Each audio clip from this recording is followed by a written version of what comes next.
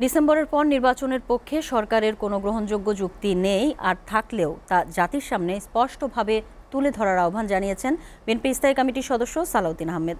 আর দলটির স্থায়ী কমিটির আরেক সদস্য মির্জা আব্বাস বলেন, ডক্টর ইউনূস সরকারের ফ্যাসিবাদী চরিত্র ধীরে ধীরে প্রকাশ পাচ্ছে। রাজধানীর আলাদা অনুষ্ঠানে এসব কথা বলেন। দর্শক, আব্দুল আহাদের প্রতিবেদনটি আমাদের হাতে এসে পৌঁছেছে, দেখে নিব প্রতিবেদনটি। শহীদ রাষ্ট্রপতি জিয়াউর রহমানের শাহাদাত বার্ষিকী উপলক্ষে রাজধানীর যাত্রাবাড়িতে গরিব ও দুস্থদের মাঝে খাবার বিতরণ অনুষ্ঠানে বিএনপির স্থায়ী কমিটির সদস্য মির্জা আব্বাস বলেন, দেশকে বিশৃঙ্খল পরিস্থিতি থেকে উত্তরণে রাজনৈতিক সরকার প্রয়োজন। কিন্তু এই নির্বাচন নিয়ে যাদেরকে ব্ল্যাকমেল করা যাবে না। তো আপনাদেরকে বলবো যে আপনাদের ভয়ের কিছু নাই, নির্বাচন করে যদি জনগণ আপনাদেরকে ভোট দেয় আপনাদেরকে আমরা মেনে নেব, কোনো অসুবিধা নাই। তবে যে কোনো মূল্যেই হোক দেশে একটা রাজনৈতিক নির্বাচিত সরকার আসা উচিত।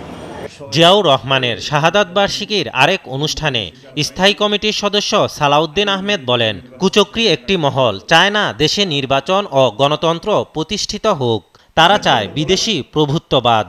একটি গণতান্ত্রিকভাবে নির্বাচিত সরকার প্রতিষ্ঠার জন্যই তো, ভোটাধিকার প্রতিষ্ঠার জন্যই তো, বৈষম্যহীন একটি সমাজ প্রতিষ্ঠার জন্যই তো, একটি শক্তিশালী সাংবিধানিক রাষ্ট্র পাওয়ার জন্যই তো, আমরা আমাদের সমস্ত গণতান্ত্রিক অধিকার ফিরে পাওয়ার জন্যই তো আমরা রক্ত দিয়েছি, সংগ্রাম করেছি, অবিরাম আমরা নির্যাতিত হয়েছি, কারাবাসে গিয়েছি, আয়নাগরে গিয়েছি। কিসের জন্য?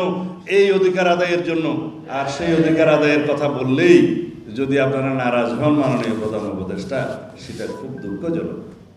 চলমান রাজনৈতিক বিভিন্ন বিষয় নিয়ে আগামী 2 জুন প্রধান উপদেষ্টার সাথে আবারও বৈঠকে বসার কথা জানান সালাউদ্দিন আহমেদ। সেই রকম এই সংস্কার নিয়ে আবার কতবার উদ্বোধন করবেন?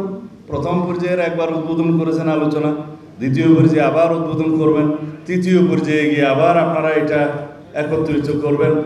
এইভাবে আপনারা আমাদেরকে সংস্কারের কলা দেখাচ্ছেন।